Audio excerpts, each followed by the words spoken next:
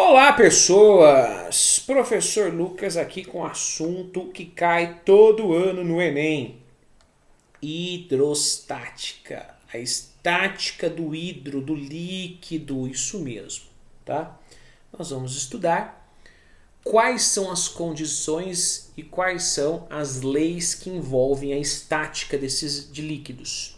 Bom, se eu estou falando de líquido, a gente tem que mudar um pouquinho as nossas definições. Ao invés de falar de massa, quando eu estou falando de hidrostática, a gente vai trabalhar com densidade. Ao invés de trabalhar com força, melhor dizendo, a gente vai trabalhar com pressão. Então, vale a pena fazer uma breve revisão aqui. O que é densidade mesmo? Densidade, por definição, é a massa em relação ao volume ocupado por esse corpo. Tá bom?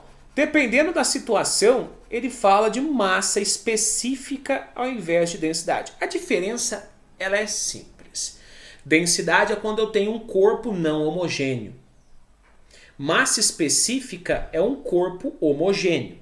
Porém, tanto densidade como massa específica têm a mesma definição, que é massa por volume. Então, em unidades no sistema internacional, nós teríamos quilogramas por metro cúbico. Porém, não é uma unidade muito utilizada. Geralmente aparece para a gente gramas por centímetros cúbicos. Por isso que é legal lembrar que para a transformação de gramas por centímetro cúbico para quilograma metro cúbico é só multiplicar por 1000 e aqui dividir por 1000. Fica a dica. Já a pressão, a gente vai usar mais o termo pressão do que força, tá? Pressão também é uma definição. A pressão é a relação entre a força perpendicular de um corpo exercida sobre uma área. Pressão. Então é força perpendicular em uma determinada área. Em termos de unidade no sistema internacional, olha lá, força é Newton, área é metro quadrado. Essa unidade também é conhecida como Pascal. Porém, assim como densidade, não aparece muito a unidade Pascal como unidade de pressão. Aqui eu posso ter várias vertentes de sistemas usuais. Eu posso ter metros de coluna de água, MCA. Eu posso ter milímetros de mercúrio. Eu posso ter pressão atmosférica. Eu vou deixar para a conversão dessas unidades para daqui a pouco. Então, tendo esse conceito em mente, que quando eu trabalho com hidrostática, eu vou ter que trabalhar com densidade e pressão, a gente pode conseguir entender o que o cara chamado Steven conseguiu explicar. Também conhecido como princípio fundamental da hidrostática, o princípio do Steven diz o seguinte pra gente. A diferença de pressão, tá vendo que ele usa o termo pressão ao invés de força? A diferença de pressão entre dois pontos do mesmo líquido é igual ao produto da massa específica, densidade, também chamada de densidade, pelo módulo da aceleração da gravidade local e pela diferença de profundidade entre os pontos considerados. Você fala, professor, beleza, eu li isso, acompanhei sua leitura, mas não entendi nada que o senhor leu. Tá bom, vou traduzir para vocês.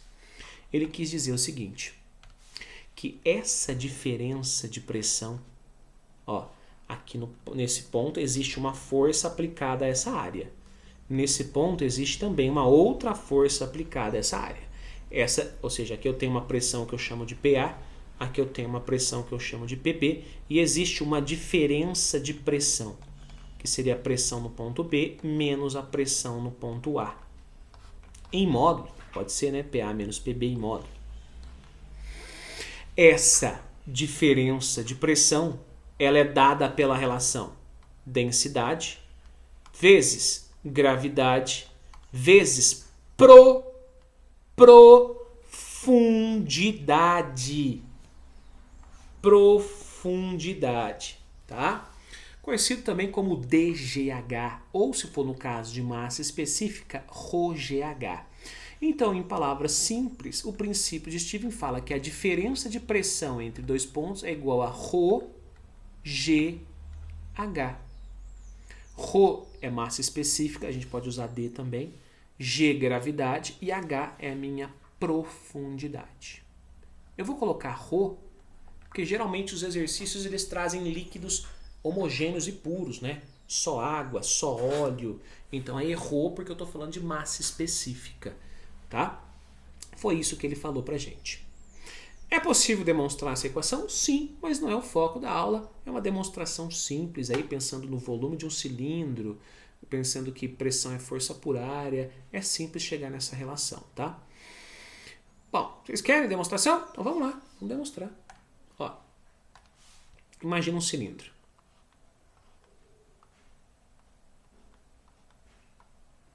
Eu vou calcular, demonstrar a pressão absoluta aqui, porque fica fácil, né? A entender o porquê.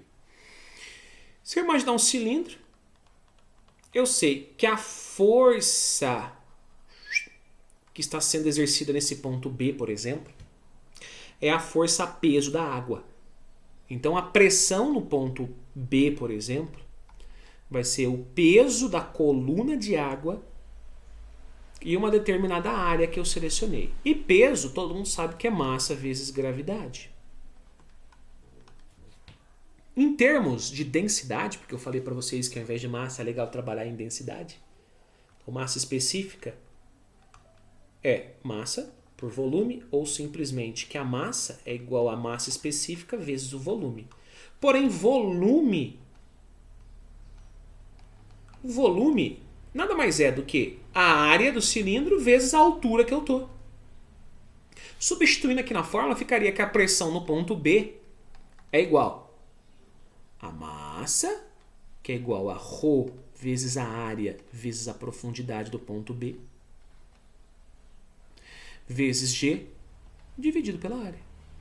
Área em cima com área embaixo. A pressão no ponto B vai ser ρ, G, profundidade do ponto B. Obviamente, qual que vai ser a pressão no ponto A? ρ, G, profundidade no ponto A. A diferença entre essas duas pressões dá o quê? ρg delta H, ou seja, esse delta H é a diferença entre o ponto A e o ponto B. Então, obviamente, não precisa saber a demonstração. Foi o que eu falei, uma demonstração simples, tá? Mas é importante dizer que a diferença de pressão entre dois pontos obedece à relação ρgH, né? Entenda esse H como a diferença das alturas dos dois pontos. Se eu quero saber a pressão local no ponto B, vai ser ρgHB. Se eu quero saber a pressão no ponto A, ρgHA. Isso eu chamo de pressão absoluta, tá? Aonde que nós podemos aplicar esses conceitos do princípio de Stevens? Geralmente em tubos em U, que é essa situação, né? Em que eu coloco dois líquidos não miscíveis que não se misturam, e por conta de não se misturarem, de terem densidades diferentes, nós observamos uma diferença da altura em relação aos dois. Então, o exemplo clássico é quando eu coloco óleo e água. Nós observamos que a altura da coluna de óleo é bem maior em relação à altura da coluna de água. Por que isso? Porque a densidade do óleo ela é menor do que a densidade da água, ou seja, ela tem um peso, entre aspas, né? Menor. Bom, e a partir do princípio de Stevens, né, ele fala que a diferença de pressão ela depende, ρg delta H, apenas da diferença de profundidade. Então eu quero dizer que na mesma profundidade, ó, se eu traçar essa linha aqui, o ponto A e o ponto B em relação à água, por exemplo, tem a mesma profundidade. Se tem a mesma profundidade, significa que a pressão no ponto A é igual à pressão no ponto B. Se pressão vai ser, o tubo está aberto dos dois lados, então a pressão no ponto A vai ser a pressão da atmosfera, porque o tubo está aberto, mais ρgH do óleo, essa é a pressão do ponto A. É igual à pressão do ponto B, o tubo está aberto também, então é a pressão atmosférica mais ρgH da água. Pressão da atmosférica vai embora com a pressão da atmosfera, gravidade vai embora com gravidade depois, e nós chegamos na seguinte linda equação, que ρ do óleo vezes H do óleo é igual a ρ da água vezes H da água. Tanto faz escrever ρ ou D. ρ, massa específica, substância pura. D, densidade, é um corpo não homogêneo. Tá? Essa é uma das aplicações. A segunda aplicação clássica, que está relacionada à pressão da água, né? Nós podemos observar nessa garrafa, por exemplo, que a vazão, não, melhor, a pressão, que está relacionada aqui à velocidade da água, né? No ponto inferior à garrafa é maior do que a pressão no ponto superior. Isso se dá por conta da altura da coluna de água. Quanto maior a profundidade, ó, esse aqui é o Hzão. Quanto maior a profundidade, maior a pressão total. E vale lembrar que a pressão total, segundo Steven, vai ser quem? Quando a garrafa está aberta, né? No caso aqui a garrafa está aberta, vai ser igual à pressão atmosférica mais a pressão do líquido, que é dado por μ ou ρ GH. Massa específica, gravidade e profundidade. Então, quanto maior o Hzão, maior a pressão total. E, a partir desse conceito, um cara chamado Torricelli, ele conseguiu a primeira medida da pressão atmosférica. Isso mesmo. O ar exerce, tá? A atmosfera gasosa exerce uma força em uma determinada área da região nossa. Tanto no nosso corpo, como também na superfície. E nós chamamos essa força na determinada área de pressão atmosférica.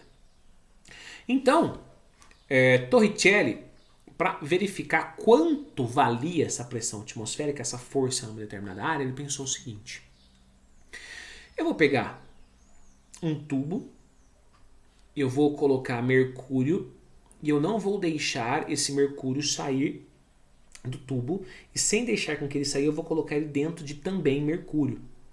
De tal forma que esse líquido vai ficar estático, parado.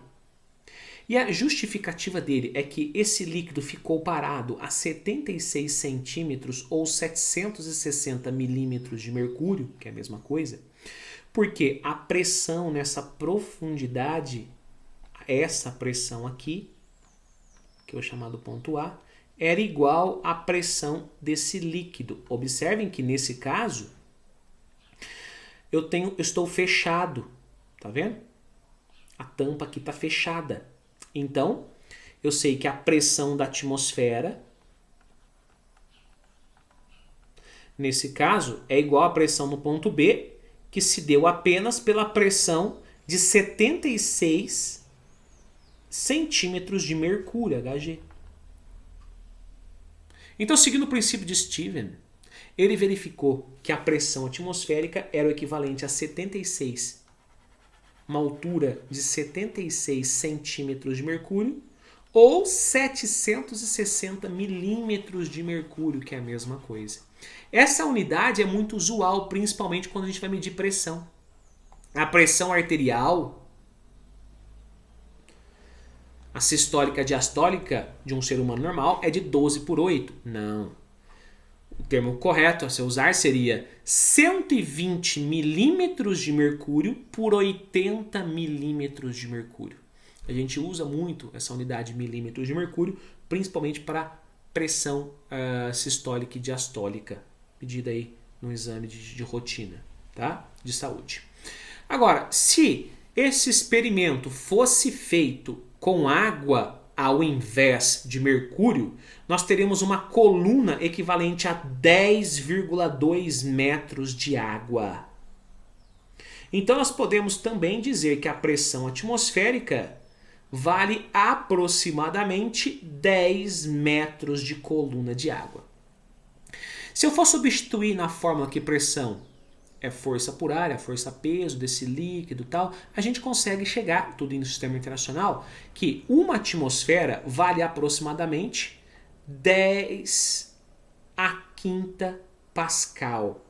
ou exatamente 101.325 newtons por metro ao quadrado, que é a mesma coisa de aproximadamente 10 a quinta Pascal.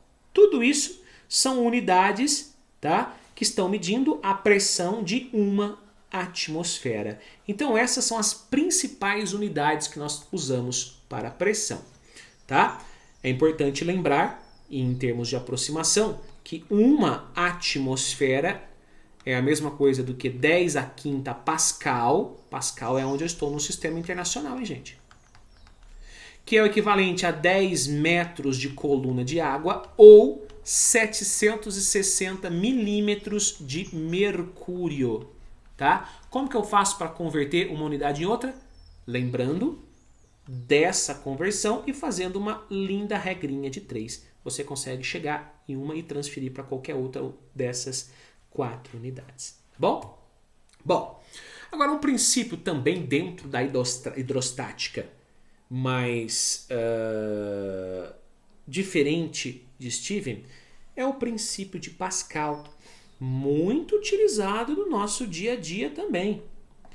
Todo sistema dito sistema hidráulico usa esse princípio. Ou seja, direção hidráulica, macaco hidráulico, elevador hidráulico, freio hidráulico, tudo que é hidráulico usa o princípio de Pascal. Pascal observou que se eu tivesse um líquido incompressível, ou seja, um líquido que se comprime pouco, geralmente na prática a gente usa o óleo. Tá? O óleo é mais incompressível do que a água, porque a água, querendo ou não, tem um pouquinho de molécula gasosa aqui. O óleo tem pouco gás. Em qualquer ponto de um líquido incompressível, a pressão exercida ela é distribuída integralmente para o ponto subsequente. O que eu quero dizer? Que a pressão nesse ponto, que eu vou chamar de ponto 1, é idêntica à pressão no ponto 2. Porém, se eu conectar esse líquido em áreas diferentes e também lembrarmos que pressão nada mais é do que força por área, eu posso dizer que a força no êmbolo 1 sobre a área no êmbolo 1, ou seja, a pressão 1, né, é igual à pressão 2. Força no êmbolo 2 sobre a área no êmbolo 2. Tá bom, professor, beleza? Mas o que isso tem de legal? É o seguinte, essa relação é uma relação que diz que quanto maior a área, maior é a força suporte. Porque a divisão tem que ser a mesma. Então, com isso daqui, com uma engenharia desse tipo, um tubo em U, por exemplo, ligado, né, conectado a êmbolos de áreas diferentes, eu consigo ter um ganho de força. Um ganho de força proporcional às áreas, tá? Então, se eu tenho, por exemplo, uma área 2 vezes maior, eu consigo ter o dobro de força. Olha só a dica, anota aí. Se eu tenho uma área 3 vezes maior, eu tenho o quê? O triplo do aumento da força. Se eu tenho uma área 10 vezes maior, eu consigo aumentar essa força em 10 vezes. Então, tudo que é hidráulico segue o princípio de Pascal, e o princípio de Pascal é uma forma de ganho de força a partir dessa observação que ele fez, né? Que a pressão ela é distribuída integralmente sobre todos os líquidos, sobre todos os pontos do líquido, tá bom? E fica a dica aí para lembrar, né? Olha lá, dobro da área implica em dobro da força. Triplicou a área, triplicou a força. E assim por diante. E para fechar com chave de ouro, essa aula de hidrostática, talvez o mais importante dos 3 princípios é o princípio de Arquimedes. Eureka! Eureka! Esse mesmo. O que ajudou o rei Hierão a provar que a sua coroa de ouro realmente não era de ouro. Arquimedes, para provar que a coroa do rei Hierão não era de ouro, ele teve que desenvolver esse princípio. Ele observou que toda vez que você mergulha um corpo sobre um líquido, ele vai deslocar, esse corpo desloca um determinado volume de água ou de líquido. E ele observou que o peso do líquido deslocado era igual à força que o deixava mais leve. Porque quando a gente está dentro da água, a gente se sente mais leve. Então ele diz que ele é igual a empuxo. O peso do líquido deslocado, ele pode ser calculado pela relação densidade do corpo, volume submerso vezes a gravidade. Em outras palavras, ele diz que essa força de empuxo, essa força vertical e sempre para cima, ela vai ser a densidade do corpo vezes o volume submerso vezes a gravidade dele. E a partir dessa equação, ele conseguiu comprovar que a coroa de ouro realmente não era de ouro, porque ele descobriu a densidade do corpo submerso. Certo, pessoal?